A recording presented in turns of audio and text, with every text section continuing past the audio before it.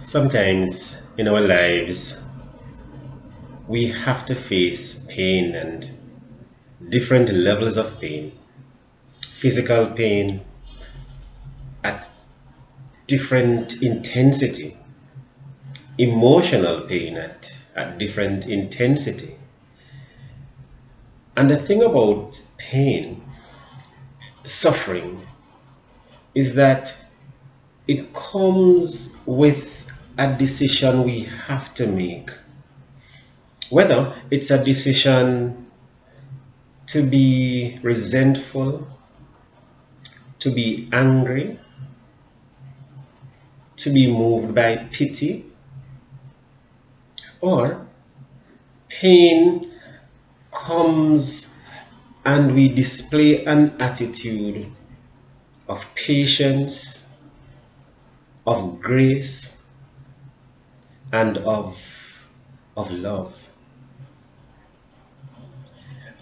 Job was hit hard by pain. He lost his children, all of his children in one day.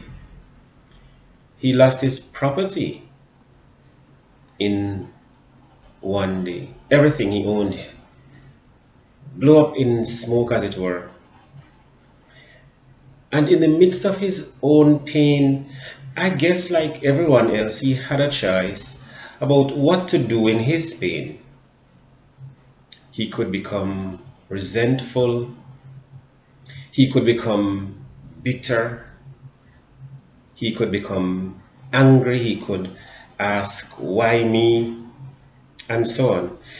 And all of these are, in a way, legitimate feelings in how to respond to pain.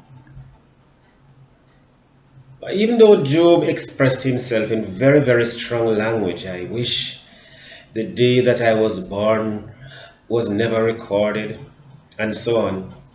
Yet he held a frame about pain that was particularly impressive.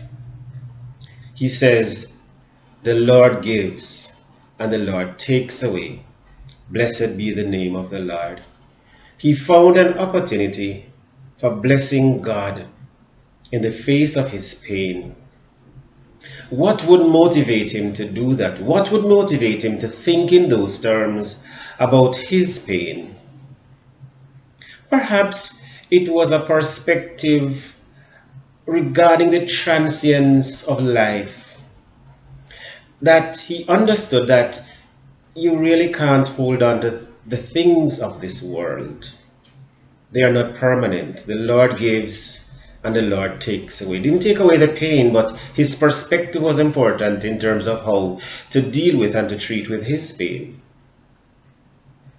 But then there was another expression of dealing with pain, because as the worms ate his body, as it seems as though his physical being was falling apart, he says, I'm going to bless God anyways. I will see God in this body. Though the worms eat me up, I know that my Redeemer lives. Again, in his physical suffering, in the eating up of his body, he had a perspective in his pain, that there was a perspective to be taken which was beyond this life, the eternal perspective. I know that my Redeemer lives. Even when I'm being eaten up, when it seems that it is God who is slaying me, never pushed him to curse God, as his wife suggested. Never pushed him to become resentful. Never fall into the trap of cursing anybody. Never falling into self-pity.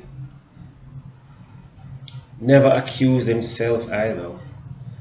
But he had an understanding that what was happening to him, as difficult as it was, that God was on his side. And God was going to work through his terrible situation so that God would be glorified. I know that my Redeemer lives. Pain. How do we respond?